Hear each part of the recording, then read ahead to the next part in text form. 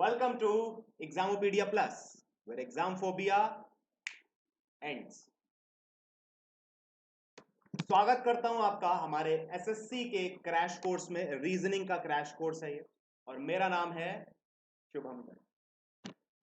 एक अपडेट है आप लोगों के लिए, जो भी हमारे प्रीवियस लेक्चर्स नहीं देखे थे, अगर आज आप पहली बार आए हो या फिर 2-3 दिन से नहीं आ रहे थे, तो ये चीज शायद आपको नहीं पता होगी कि 10 बजे हमारा क्या आता है, 5 का पंच आता है, जो पहले आता था सुबह 6:30 बजे, लेकिन अब नहीं आता है। वो अब कब आता है?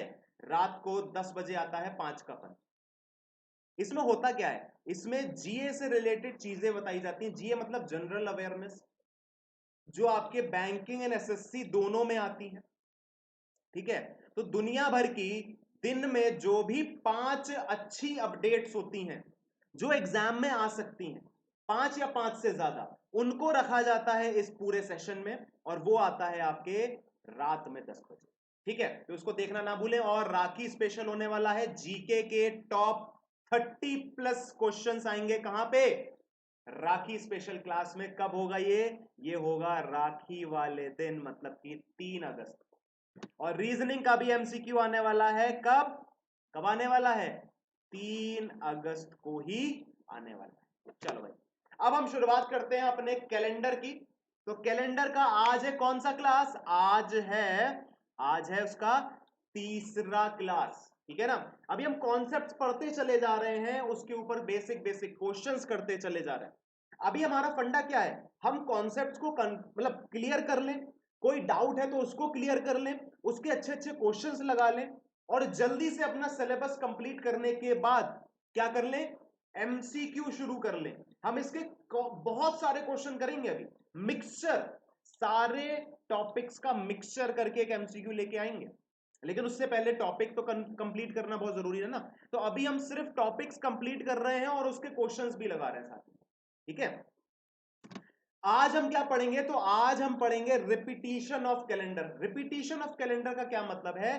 कि कोई एक कैलेंडर पूरा का पूरा कब रिपीट हो जाता है। जैसे अभी आज 2020 चल रही है, तो 2020 का ये कैलेंडर आगे जाके किसी एक साल में रिपीट होगा। वो कब होगा ये हमें पता करना है। ठीक है ना। ऐसे कई सारे साल हैं, अलग अलग वेरिएशंस आते हैं, अलग अलग तरीके से रिपीटिशन होता है, तो वो एक बार हम देखेंगे। लेकिन पहले रिपीटिशन को पढ़ने से पहले ये पढ़ना बहुत जरूरी है कि रिपीटिशन में हमें चीजें क्या ध्यान में रखनी है।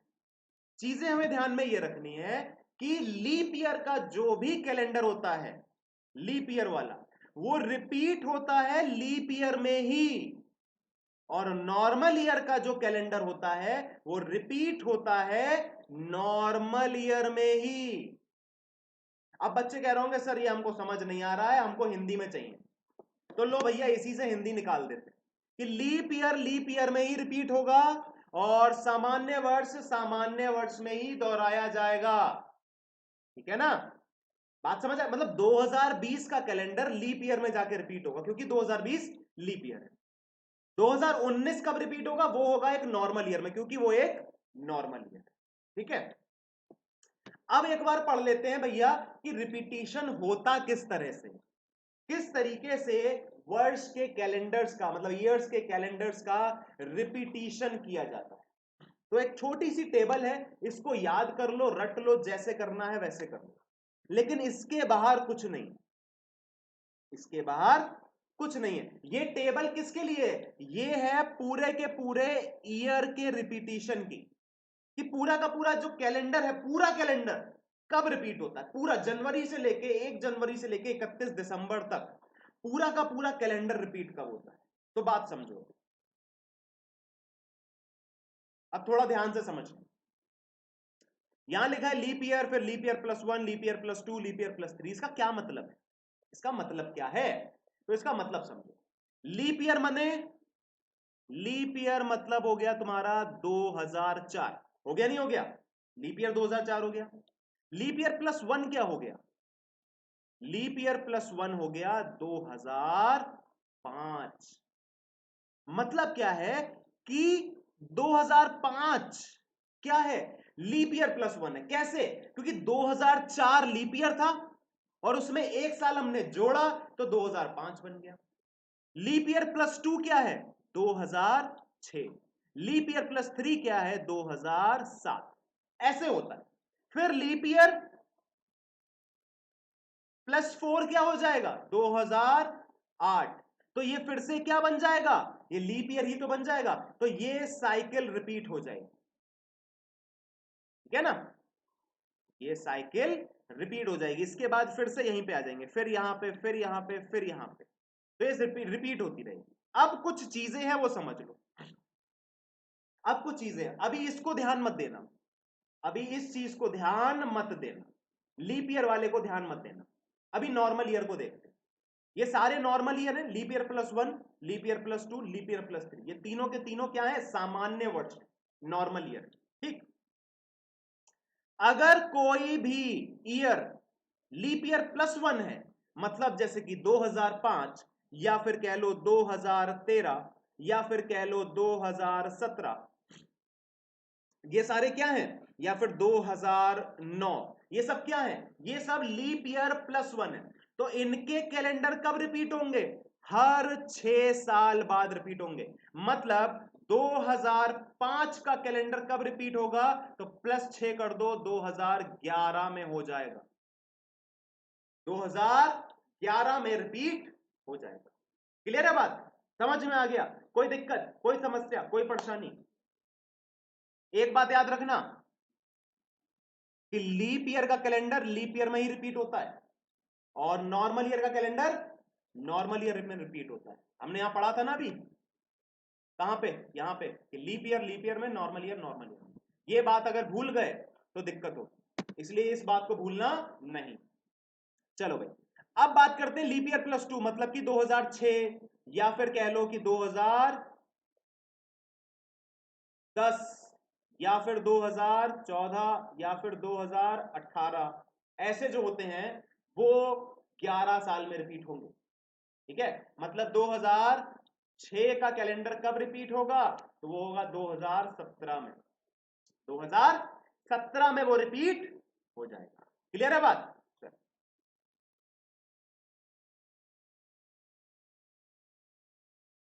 अब बात समझो, लीप ईयर +3 मतलब कि 2007 हुआ ना, 2007, तो 2007 मतलब कि लीप ईयर +3, ये कब रिपीट होगा, ये होगा 11 साल में। लीप ईयर +3 मतलब क्या होते हैं, जैसे कि 2007 हो गया, फिर 2011 हो जाएगा, फिर 2015 हो जाएगा, फिर 2019 हो जाएगा। ऐसे जो ईयर्स होते हैं जो लीप ईयर के 3 साल के बाद आते हैं, वो होंगे 11 साल में।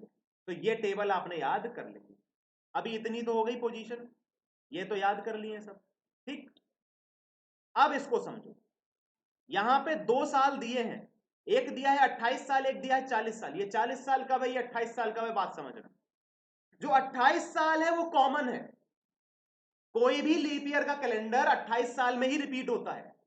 कोई भी कैलेंडर लीप ईयर वाला 28 साल में रिपीट हो जाएगा। तो ये 40 साल में कब होगा, 40 साल में सिर्फ कुछ टाइप के कैलेंडर्स रिपीट होते हैं, सिर्फ कुछ टाइप के। अब बात समझना, मान लो 1996, 1996 ये एक लीप ईयर है। जब ये रिपीट होगा, जब ये, अभी बात समझना बहुत ध्यान से, बहुत इंपॉर्टेंट बात बताने वाला हूं। जब ये रिपीट होगा तो ये कब रिपीट होना चाहिए, कायदे में, कायदे में ये कब रिपीट होना चाहिए, ये रिपीट होना चाहिए आपका 28 साल में ना, चाहिए ना, ये आपका 28 साल में रिपीट होना चाहिए। तो जब 28 साल में रिपीट होगा, इसमें जोड़ लो कितना आ गया, ये आ गया आपका लगभग लगभग 24, 2024, 2024 में रिपीट होगा। ठीक, अब बात समझना, यहीं पे है कहानी का ट्विस्ट। होगा ये 2024 में, ये सही आंसर 2024 में होगा, यहां 40 साल में नहीं होगा, यहां 2024 में ही होगा। बात समझना, जब 1996 से 2024 तक हम गए, तो बीच में क्या हुआ? बीच में एक शताब्दी का बदलाव हुआ, बीच में एक शताब्दी का बदलाव हुआ। हम कहां थे? हम थे 19वीं शताब्दी में, और हम फिर पहुंच गए 20वीं, मतलब ये 21वीं सेंचुरी जो है वो 21वीं है। हम बोल दे रहे हैं कि भैया 2000 वाली सेंचुरी है और ये 1900 वाली सेंचुरी, ठीक है? बात ऐसे समझो, थोड़ा सा आसान होगा ना समझने के लिए, क्योंकि जो लिखा हुआ अगर उसी को बोलोगे तो ज्यादा अच्छा रहेगा। तो ये थी 1900 वाली सेंचुरी, और यहां आ गए हम 2000 वाली सेंचुरी में। तो ये एक सेंचुरी का बदलाव आया, आया नहीं आया? और जब भी सेंचुरी को पता करना होता है कि वो लीप ईयर है या नहीं, तो किससे डिवाइड करते हैं? 4 से? नहीं, किससे करते हैं? 400 से करते हैं। ये मैंने पहली क्लास में बताया कि कोई भी सेंचुरी को पता करना है कि वो लीप ईयर है या नहीं, सेंचुरी ईयर को, सेंचुरी ईयर को, शताब्दी वर्ष को अगर पता करना है, जैसे कि 1600, 1700, 1800, 1900, 2000, ये सब क्या है? ये शताब्दी वर्ष है, सेंचुरी ईयर है। ये लीप ईयर है या नहीं, इनको चेक करने के लिए क्या करना होगा? आपने आपने करना होगा इन्हें 400 से डिवाइड, तो ये तो हो जाएगा। ये नहीं होगा, ये नहीं होगा, ये नहीं होगा, ये भी हो जाएगा, है ना? तो यहां पे ही खेल होता है कि अगर कोई, बात समझना, अगर कोई, जब आपका कोई ईयर पूछा जाए कि इस ईयर का कैलेंडर कब रिपीट हो रहा है, तो जब हम आगे बढ़ेंगे, 28 साल आगे बढ़ेंगे, और उसको आगे बढ़ाने में, 28 साल आगे बढ़ाने में अगर कोई बीच में शताब्दी वर्ष पड़ जाता है, ध्यान देना कि कोई एक ईयर था, हमें पता करना था कि वो रिपीट कब होगा, तो हम आगे बढ़े, 28 साल तक आगे बढ़े, तो जैसे जैसे हम बढ़े वैसे वैसे हमें पता चला कि हाँ भाई यहां पे तो शताब्दी बदल गई, हम शताब्दी वर्ष से होते हुए गुजरे हैं, हम 2000 से होते हुए गुजरे हैं, या फिर हम 1900 से होते हुए गुजरे हैं। तो अगर कोई शताब्दी वर्ष पड़ता है और वो लीप ईयर है, और वो लीप ईयर है, तो क्या हो जाएगा? वो 28 साल में होगा। तो वो क्या होगा? वो 28 साल में रिपीट होगा। लेकिन लेकिन अगर यहीं पे पूछ लिया जाता कि भैया 1896 कब रिपीट होगा, तो जब आप 1896 से आगे जाएंगे, कहां पे? 1924 तक, ये 28 साल हो गए ना। आपने क्या किया? 1800 वाली सदी से कहां गए? 1900 वाली सदी में गए, नहीं गए? तो बीच में इसमें 1900 वाला ईयर पढ़ा होगा, पढ़ा था ना? क्या ये लीप ईयर था? ये लीप ईयर नहीं था। तो जब भी बीच में ऐसा ईयर पड़े जो शताब्दी वर्ष है, लेकिन वो लीप शताब्दी वर्ष नहीं है, तब आपका रिपीट होगा 40 साल। नॉर्मल चल रहा है, जैसे कि एक बार अपने को साइड हटा लेते हैं, थोड़ा सा स्पेस बन जाए। नॉर्मल चल रहा है अगर, जैसे कि मान लो 1824, ये कब रिपीट हो जाएगा? तो 28 ऐड कर देंगे, क्या आ जाएगा? 1852 ऐड हो जाएगा। सिंपल सा है, 28 ऐड कर लेना है।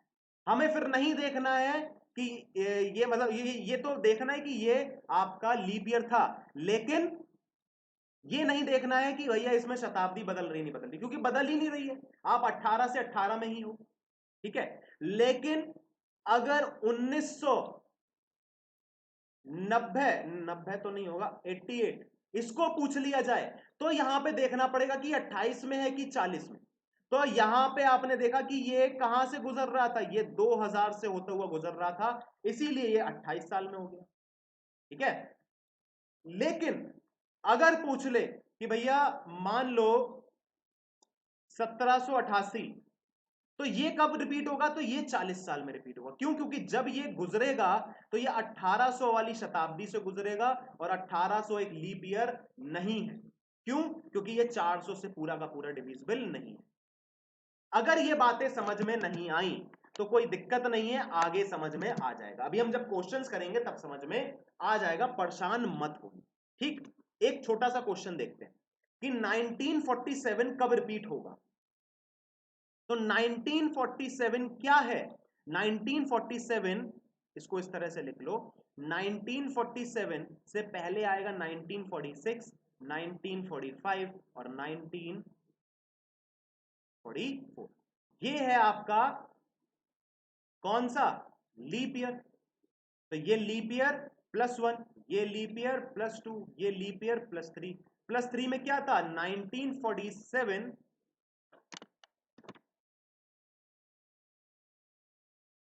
1947 प्लस कर देंगे 11 तो हो जाएगा 1958। तो 1947 का जो कैलेंडर था वो 1958 में रिपीट हो गया था। क्लियर बात? अभी धीरे धीरे समझते रहो, ठीक है। 1889 क्या है? 1889 1888 है ना, ये है आपका लीप ईयर। तो ये हो जाएगा लीप ईयर +1। तो लीप ईयर +1 कितने में होता है? 1889 +6 मतलब कि 1895 में रिपीट हो जाएगा। क्लियर बात? चलो अब अगला एक बार देखो 1642। आप मुझे बताओ 1642 कब रिपीट होगा? जल्दी से आप मुझे बताइए कि 1642 वाला कैलेंडर कब रिपीट होगा, जल्दी से बताओ।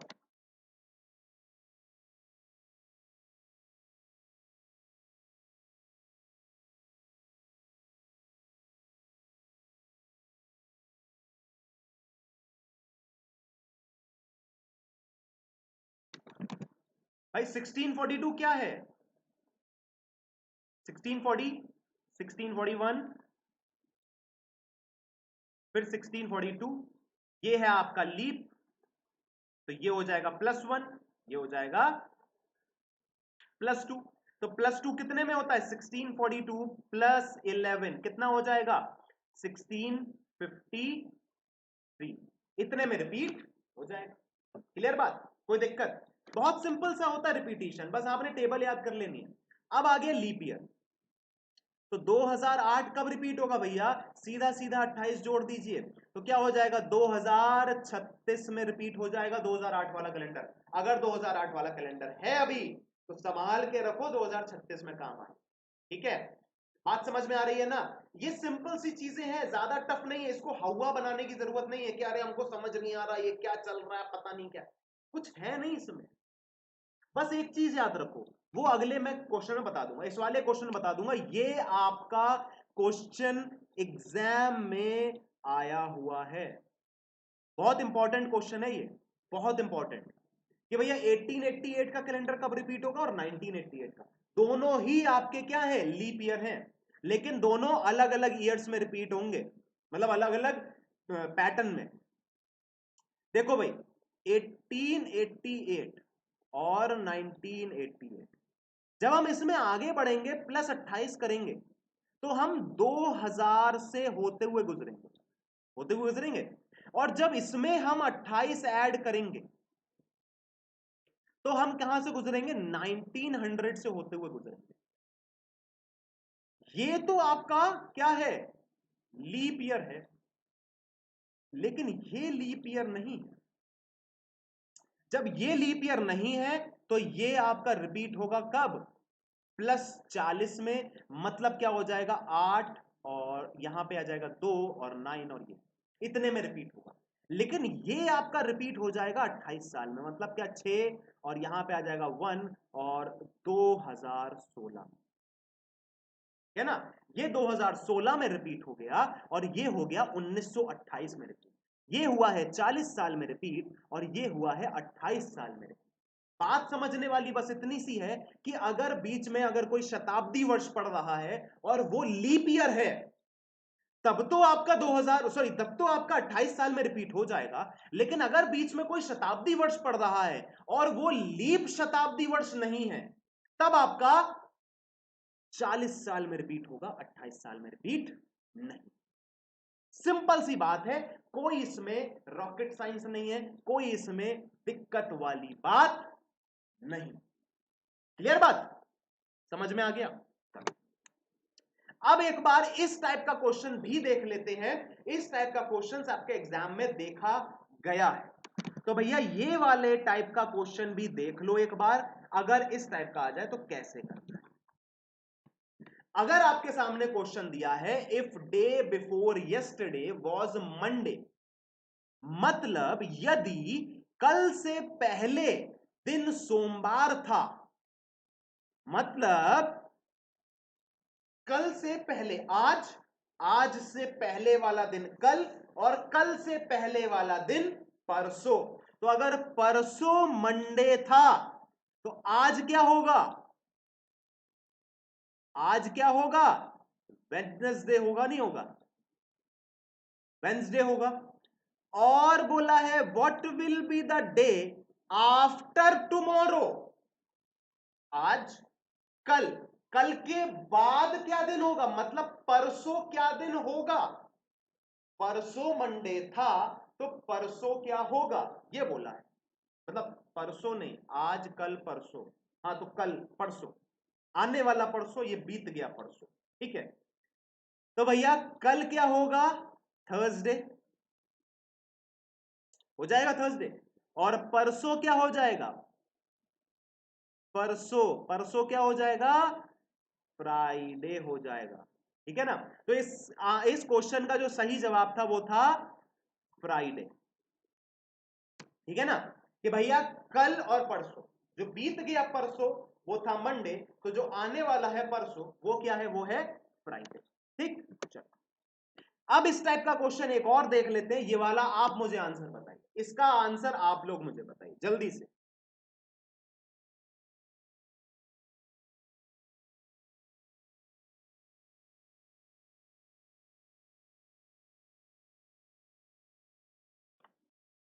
बताओ भैया आंसर।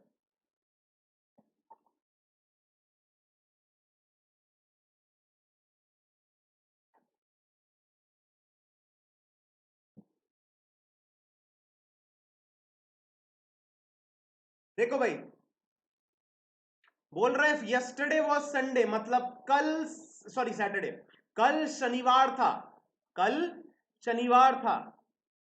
तो कल के 5 दिन के बाद क्या होगा? कल के 5 दिन के बाद, मतलब कि जो कल है वहां से 5 दिन, बात समझना। यस्टरडे सैटरडे, तो today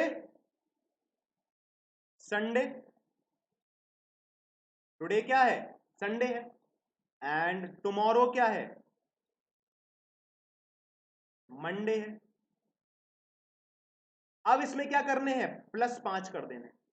Tuesday, Wednesday, Thursday, Friday, Saturday.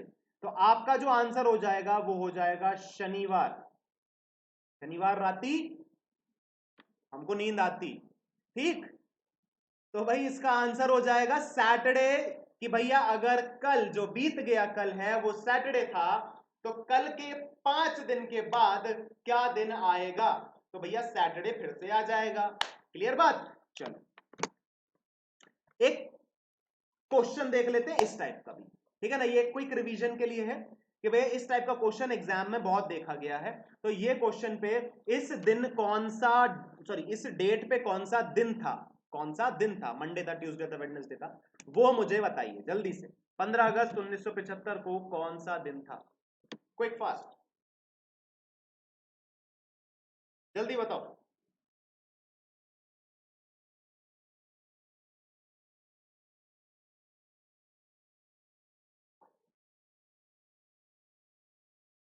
Answer क्या है बताइए।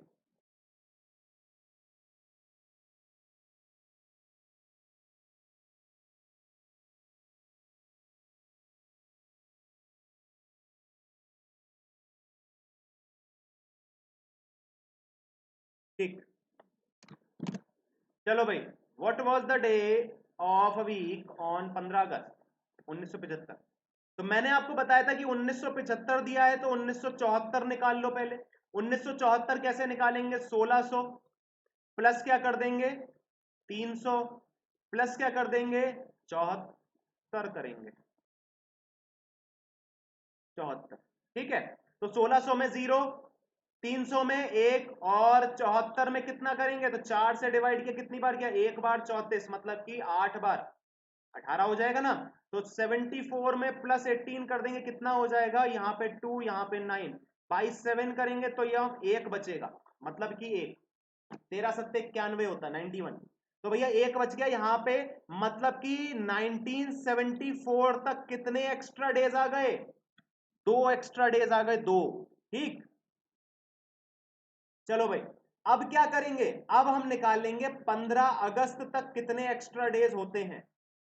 15 अगस्त तक कितने एक्स्ट्रा डेज होते हैं, तो जनवरी, फरवरी, मार्च, अप्रैल, मई, जून, जुलाई और 15 अगस्त। तो जनवरी में कितने 3, प्लस फरवरी में कितने, ये है 75 वाली फरवरी, तो 75 नॉन लीप ईयर है, मतलब 0, plus 3 plus 2 plus 3 plus 2 plus 3, और यहां पे क्या हो जाएगा +1। तो 3 3 6, 3 9, 3 12, 12 हो गया, और 5, 12 5 17, 17 हो गया कि नहीं हो गया। तो भाई 17 हमने यहां पे ऐड कर दिया ऐड, 2 और 17 ऐड कर दिया। अब 2 और 17 कितना हो गया, 2 और 17 हो गया हमारा, 2 और 17 हो गया हमारा 19। 19 को जैसे ही हमने 7 से डिवाइड किया, हमें क्या मिला, हमें मिला 5 रिमाइंडर, और 5 रिमाइंडर का क्या मतलब है कि 15 अगस्त 1975 को क्या था, फ्राइडे था। भरोसा ना हो तो गूगल करके देख लेना, भरोसा ना हो तो गूगल करके देख लेना, 15 अगस्त 1975 को क्या दिन था, फ्राइडे आ जाएगा। ठीक है, बात समझ आ गई। चलो भाई, ये क्वेश्चन करते हैं। यहां पे मंथ और ईयर सेम है, बस डेट का फासला है। कल भी इस टाइप का क्वेश्चन कराया था, लेकिन इसमें थोड़ा सा फर्क है। तो आप मुझे बताइए, क्योंकि यहां पे हम क्या कर रहे हैं, 22 तारीख से 5 जा रहे हैं, मतलब उल्टा जा रहे हैं। तो आपको क्या करना है, क्या दिन आएगा जल्दी से बता दो, क्विक फास्ट, क्विक फास्ट। भाई देखो, 22 माइनस करेंगे 5, आ जाएगा 17, है ना। तो 17 में कितने ऑड डेज होते हैं पता लगा लोगे भैया, 17 डिवाइडेड बाई 7 कितना आएगा, 3 ऑड डे आ जाएगा। अब इस 3 का क्या करना है, 4 डालना है, नहीं, इसका क्या करना है, सैटरडे में माइनस कर देना है, सैटरडे के बाद 3 माइनस करना है, फ्राइडे, थर्सडे, वेंसडे। तो वेडनेसडे हो जाएगा आपका आंसर। क्लियर है भाई, सही तरीके से कर लिया। अभी और भी क्वेश्चन है, भाग मत जाइयो, ठीक है, और भी क्वेश्चन अभी हैं, चले मत जाइए ना। चलो भाई, अगला क्वेश्चन देखते हैं कि भाई मंथ भी डिफरेंट है और डेट भी डिफरेंट है, लेकिन ईयर सेम है, ईयर सेम है लेकिन मंथ और डेट चेंज है। जल्दी से बताओ आंसर क्या है, क्विक फास्ट, जल्दी से आंसर बता दीजिए, जल्दी जल्दी बताइए,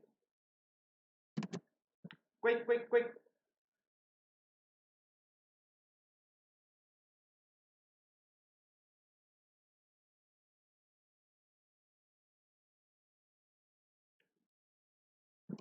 हाँ जी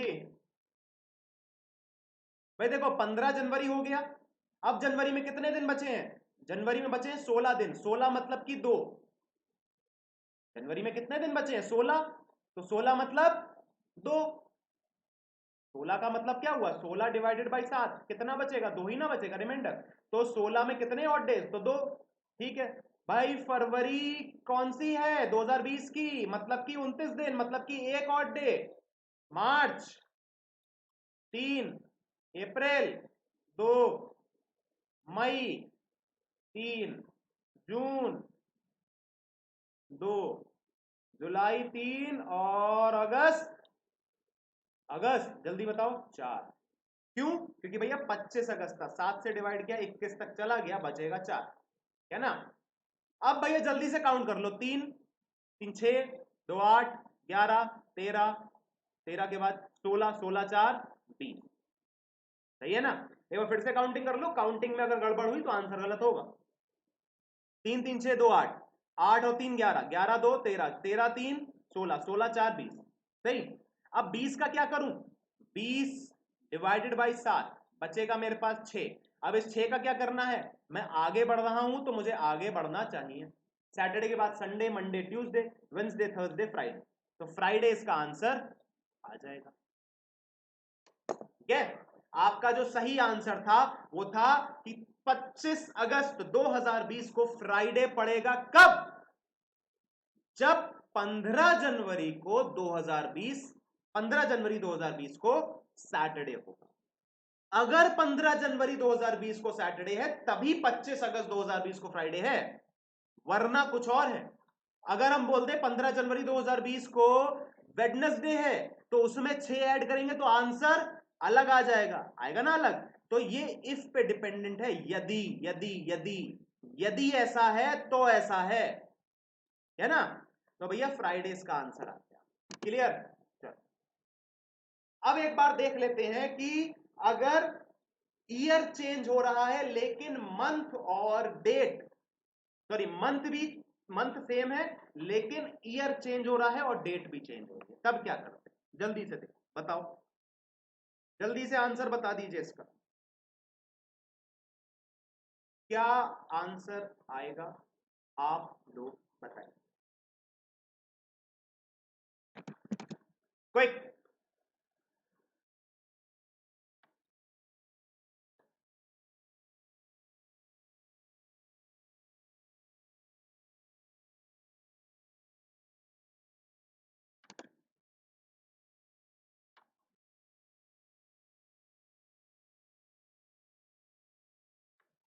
बात समझो।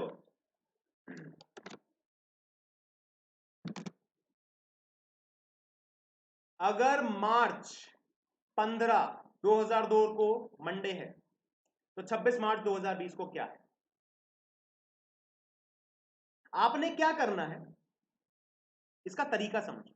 15 मार्च 2002 और 15 March 2000, same date same month, year change. किया था ऐसा काम?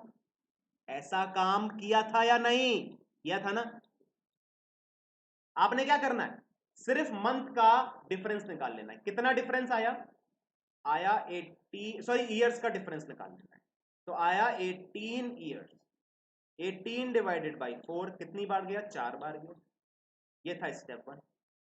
दूसरे स्टेप में क्या करना था? 18 plus 4 divided by 7, 22 divided by 7 आ जाएगा 1। 18 साल में एक ऑड डे हो जाएगा। क्लियर है? अगर 18 साल में एक ऑड डे है तो 15 मार्च 2020 को क्या दिन होगा? हो जाएगा ट्यूसडे। अब कैलकुलेट करना आसान हो गया कि नहीं हो गया कि 15 मार्च 2020 को है ट्यूसडे, तो 26 मार्च 2020 को क्या होगा? पता चल गया ना भाई। 26 में से अगर हम 15 माइनस करेंगे तो क्या आएगा? आंसर 11 आएगा ना। तो 11 का क्या करें? डिवाइडेड बाई 7 कर लें। कितनी बार जाएगा? एक बार। बचेगा कितना? 4 बचेगा।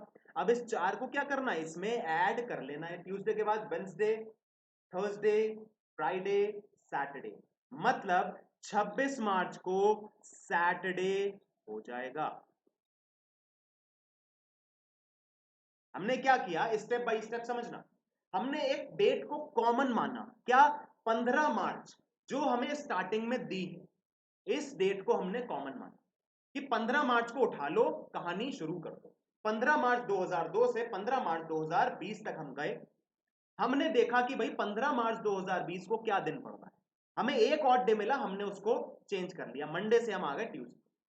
अब 15 मार्च से हमें 26 मार्च तक जाना है तो कितने दिन मिल रहा है? हमें 11 दिन मिल रहे हैं। 11 दिन में कितने और डेज? तो 4 और डेज। 4 और डेज का क्या किया हमने? ट्यूसडे में ऐड कर लिया, वेंसडे, थर्सडे, फ्राइडे, सैटरडे।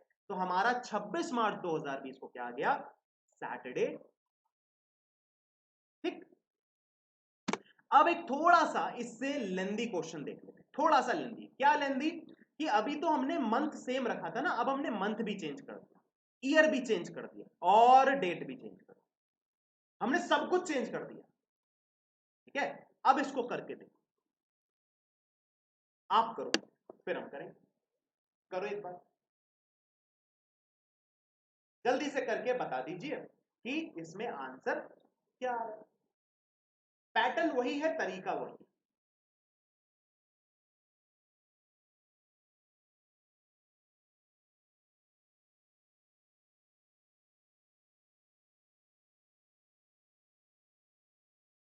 देखो भाई,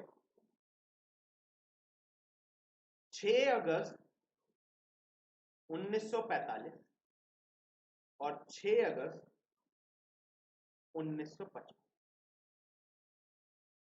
ये 55,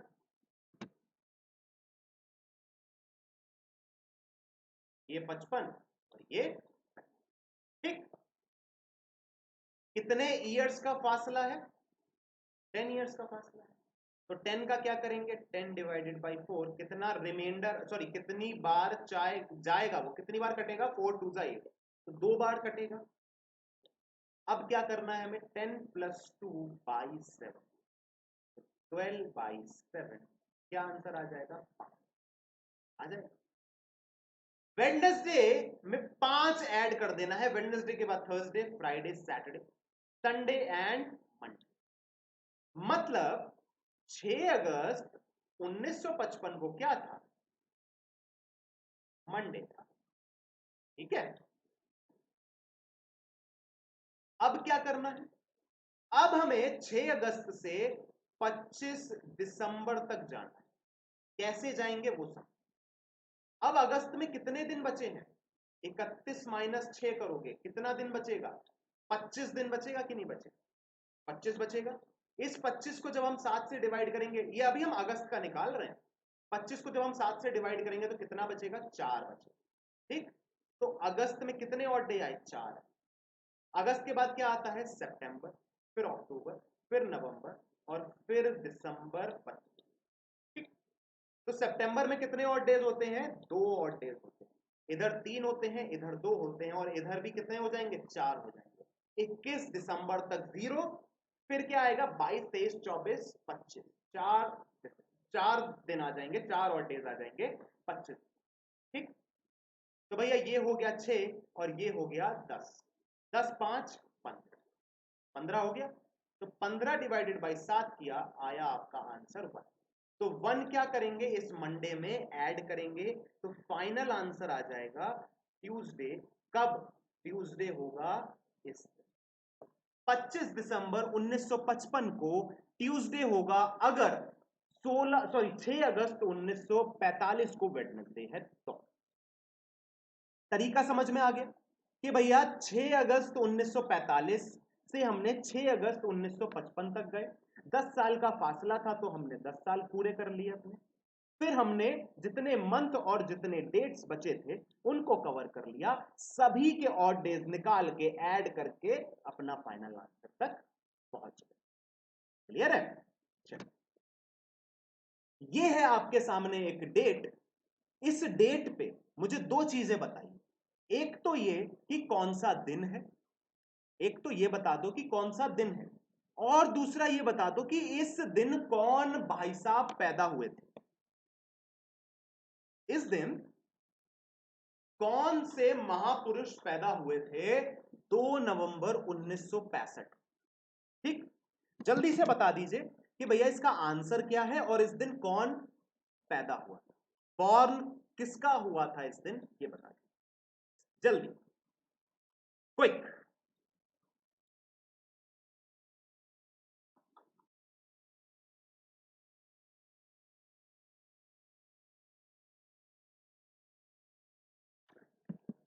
बताओ भाई।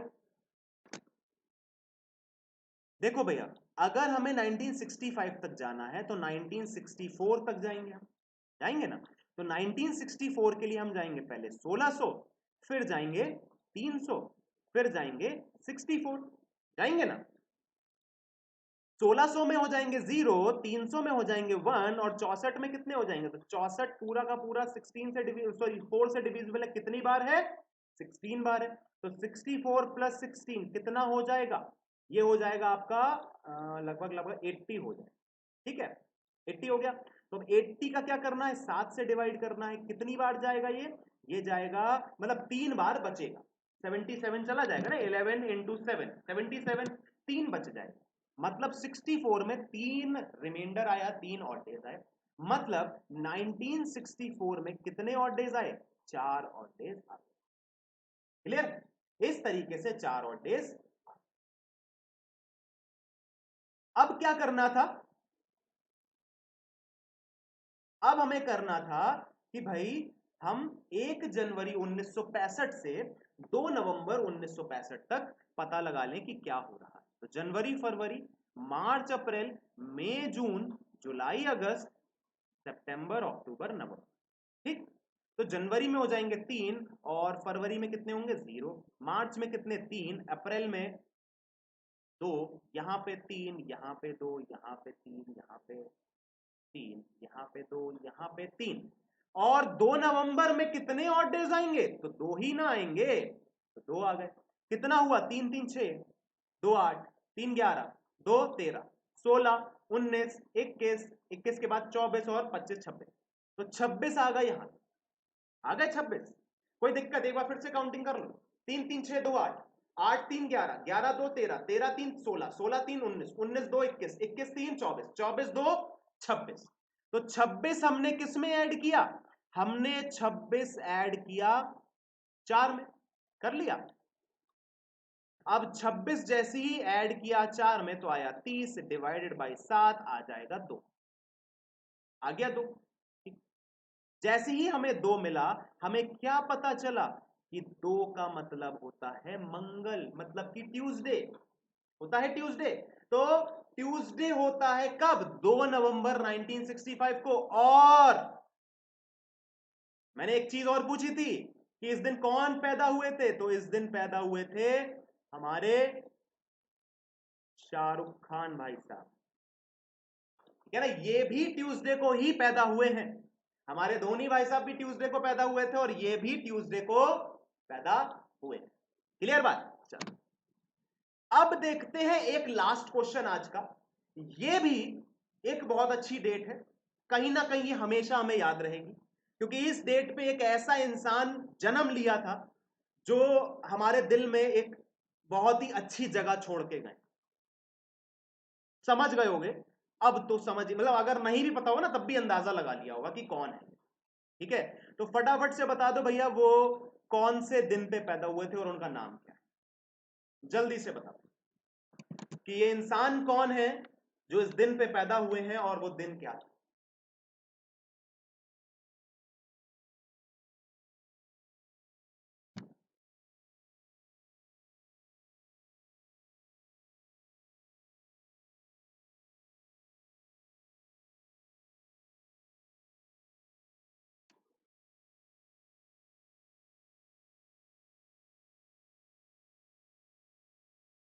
जल्दी बताइए भाई। देखो 21 जनवरी 1986 है, तो 86 मतलब कि 1985 तक पहले काउंटिंग कर लें, तो 1985, ठीक, 1600, 300, 85, यहाँ 1, सॉरी यहाँ 0, यहाँ 1, यहाँ पे कितना आएगा, तो 85 डिवाइडेड बाई 4 कितनी बार जाएगा, ये जाएगा 21 टाइम्स। तो 21 इसमें ऐड कर देंगे, क्या हो जाएगा 106/7। ये कितनी बार कटेगा, तो ये 1 बार कटेगा और बचेगा 36, मतलब कि 36 कितनी बार जाएगा 35, मतलब कि 15, बचेगा 1, बचेगा ना 1। आपका कितनी बार 15 7 जा 105 होता है, 15 7 जा 105, तो आपका एक बच जाएगा रिमाइंडर। तो 85 ईयर्स में हमारे रिमाइंडर आए कितने 1, और टोटल 1985 में कितने आ गए 2, तो हमारा ऑड डे आ गया 1985 का। ठीक है, चलो अब एक बार देख लेते हैं कि भाई आगे की चीजों में कितने ऑड डेज आएंगे। तो यहां पे तो सिर्फ जनवरी है, और जनवरी मतलब जनवरी, और 21 जनवरी मतलब 0। तो 2 का क्या मतलब हुआ, 2 का मतलब हुआ ट्यूसडे। इसका भी आंसर ट्यूसडे आया है, मतलब कि ये इंसान भी ट्यूसडे को पैदा हुए थे। ये कौन थे, ये हैं आपके लेट मिस्टर सुशांत